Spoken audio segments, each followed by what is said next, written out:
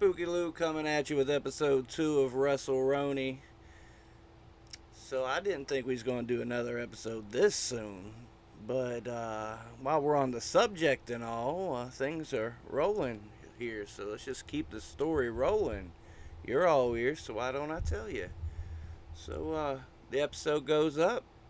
Seems like great success. I don't know. We've had people volunteer to come on the show. Seems I haven't heard a complaint yet. You want to know who I did hear from? Huh? I heard from said promoter. Okay. Let me tell you, dude was very upfront. Uh, he reached out within hours of the episode going up and said it was a misunderstanding that the words were twisted around. Point is, the guy cared enough to reach out, let me know he hopes to see me at another show. He's glad I had fun. Is also, what? Also, thrown his hat to come in on the show. So maybe we'll hear it from a promoter's point of view. Because hey, I'm just a fan. Let's hear from the wrestlers. Let's hear from the promoters.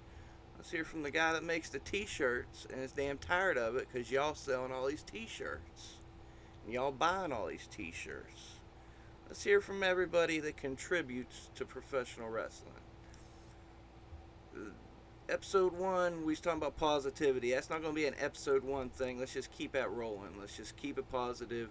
That's what I'm trying to bring. What MJ say, huh? He said heal the world. Make it a better place. Let's start with pro wrestling, and then we'll work our way around to some of the tougher things. Because pro wrestling, we all understand each other, I'd like to think. We're all on the same wavelength. Do I mean that? I think I do. We just, everybody's different. Can you believe that? Me, I'm the first to say it. I'm easy to impress. I like to be entertained. If you're going to take my mind off this bullshit world, then I'll watch your product. Shoot, man.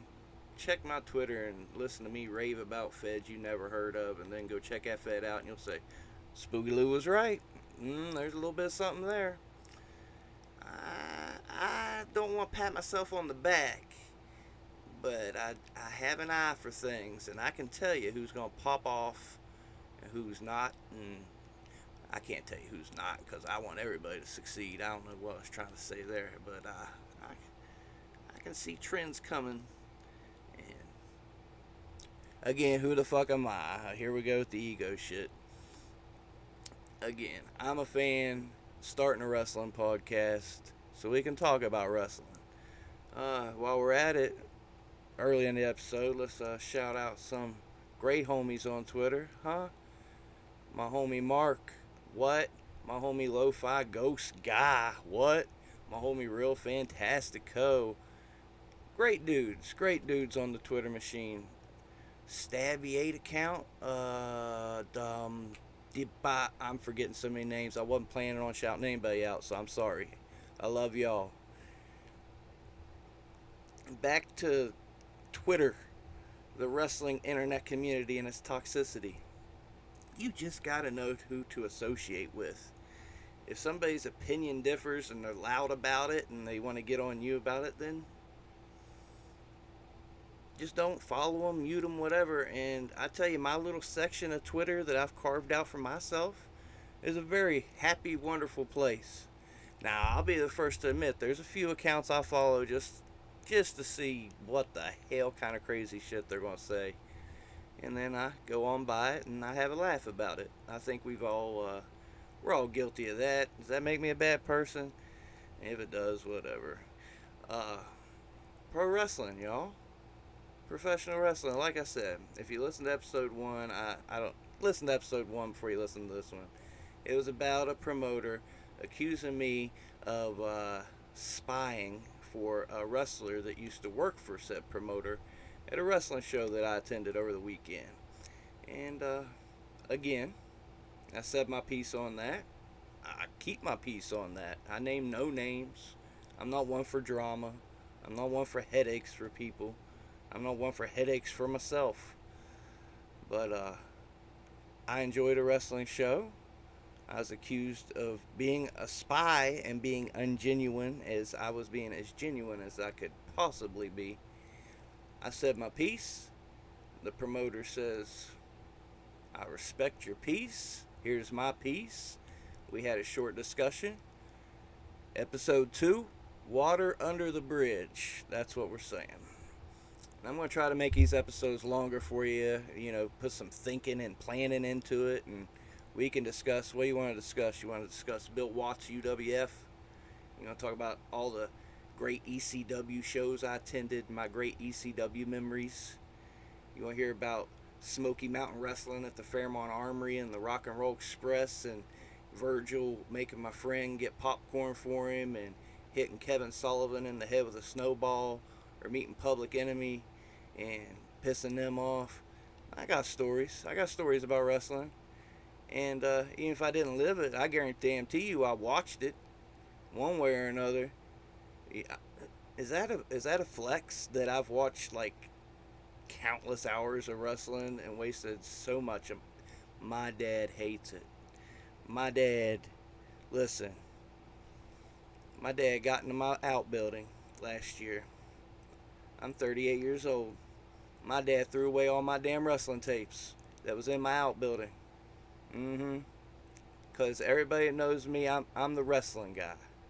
Let me tell you, back before wrestling was cool in 98, I had me an Austin 316 shirt, and I was scared to wear it to school. I thought people was going to think I was making fun of Christians or something. And then I saw, after a year or two of owning the shirt, I saw somebody wearing a DX shirt. So I said, oh, I can finally wear my wrestling shirts. And then they selling ECW shirts and heels. And I thought ECW was my fed, that I stayed up at 4 o'clock in the morning on the Sunshine Network to watch, and it was only me. But it wasn't only me. And it spread, and it sparked fire, and everybody was in love with it. And TNA and Ring of Honor came around, and then it kind of died off. And then boom, I don't know. That's how it seemed to me, at least. And then boom, it's back. I think currently, right now, in my humble opinion, again, who am I? But the past few years is the most I have enjoyed professional wrestling. I think part of that is having so much access to watching live events on the internet and live streams. You can watch it as it happens, as opposed to reading spoilers or getting a spoiler here or there and then seeing it. Or right now you can see it as it happens, interact with folks on Twitter. It's the most fun I've had in wrestling. I don't want to say ever, because man, I've seen some damn good shows, and we'll talk about that. But it's been a lot of fun. There's a lot. Wrestling is changing. There's a younger group coming in with their younger perspective on things, and I'm a boomer, so they're enlightening me to things that I wasn't aware of, and different ways of thinking. Right now, man, I'm telling you, pro wrestling, if you're not a wrestling fan and you gave it a chance and watched the right thing for you, it could change your outlook on the world. Huh? Is that crazy to say? WWE is doing their WWE thing, sticking to their formula, and it works, obviously. There's plenty of people that love it and enjoy it. They've been doing the same thing for years now. We get a new group coming along, starts up, and shows there is an alternative. There's a viable alternative. And from there, a lot of folks said AEW killed the indie scene. In my eyes, it made me want to watch the indie scene to see these folks before they popped up on Dark, on Dynamite. I watched Daniel Garcia from day one. Lee Moriarty is my dude. I've got my Lee Moriarty shirt. I love watching these dudes come up. Right now, my dude's Marcus Mathers. I think he's going to do great things. Again, there's a million ways we can go with this and discuss it. There's a lot of positive in pro wrestling. This new generation seems to have their heads screwed on right, from my perspective. I'm not behind the curtain, but from the outside looking in, and some of the stories I hear, the bad ones are getting weeded out, and it's going to be in a good place. Right now, just think about it. For years, you had veterans that wanted to hang on to their spot. You never have I heard of so many veterans giving back, and the knowledge that they're giving back, and so many good guys looking out for the younger talent. So I think we're going to a good place. Like I say, a lot of them's getting weeded out, the bad ones, and Joey Ryan got fired from Disneyland. What? There is karma.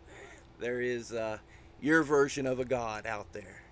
And if there ain't a God, then there ain't a God. Whatever you say. I ain't getting into that debate. I ain't talking politics. Let's talk wrestling. Who you like, huh? I told you who I like. I told you who's on the come up. And hell, who don't like Roman Reigns, right? Huh? I hated the dude and booed the dude for years. You can't deny Roman Reigns. If he'd get on my TV, I'd be excited to see him. I am a little bit tired of the Roman Reigns Brock Lesnar. Are you? What do you have to say about it? That's all I got, man. It's 2:11 in the morning. I wasn't planning on doing this. This is very, very unscripted, very freestyled. I wanted to give you an update. Water under the bridge, like I say, all is forgiven. Now we heal, huh? Let's heal together. Let's tell some positive stories. Why don't you get in the YouTube comments? Tell me a positive wrestling story. I'd love to hear it. Come on. You can give me something. That's all I got for tonight, today, whenever you're listening. I hope you enjoyed. This has been Wrestleroni. Spooky Lou Carpenbarker, at Carpenbarker on Twitter. What? We got an at Wrestleroni on Twitter already? We got at Wrestleroni on Twitter. We're on Spreaker. We're on Anchor. Shit, we on AM radio. You don't even know it. I'm going to holler at you next time. Stay genuine.